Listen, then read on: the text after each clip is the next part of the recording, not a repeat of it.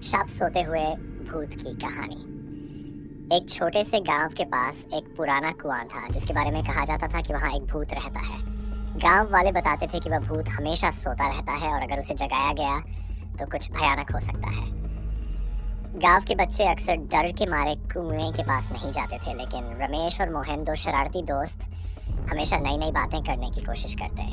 एक दिन उन्होंने ठान लिया कि भूत को जगाकर देखेंगे कि क्या सच में वह भूत है या बस एक कहानी। रात को दोनों दोस्त टॉर्च और लाठी लेकर कुएं के पास पहुंचे। कुएं के पास पहुंचते ही उन्हें एक अजीब सन्नाटा महसूस हुआ।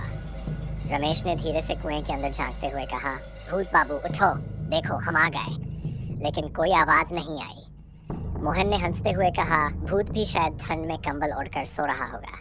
तभी अचानक कुएं के अंदर से एक गहरी भारी आवाज आई, कौन है जो मेरी नींद खराब कर रहा है?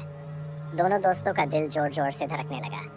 अचानक कुएं से एक सफेद धुआं निकला और धीरे धीरे एक भूत की शक्ल में बदल गया।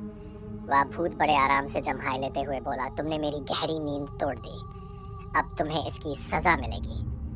रमेश ने कांपते हुए कहा, हम तो बस मजाक कर रहे थे, माफ कर दो। भूत ने गुस्से से कहा, मजाक? क्या मेरी नींद कोई मजाक है?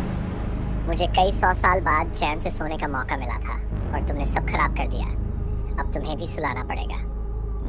ये सुनते ही दोनों दोस्त घबराकर भागने लगे, लेकिन जैसे ही उन्होंने गांव के मंदिर की चौखट पार की, भूत का धुआं गायब हो गया। उन्हें एहसास हुआ कि मंदिर की सीमा पार करने के बाद भूत उनका कुछ नहीं बिगाड़ सकता।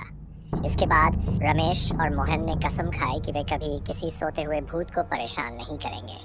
गांव के बाकी बच्चों ने भी उनसे सीख ली और कहेंगे उनसे इसलिए कुएं के पास जाना बंद कर दिया।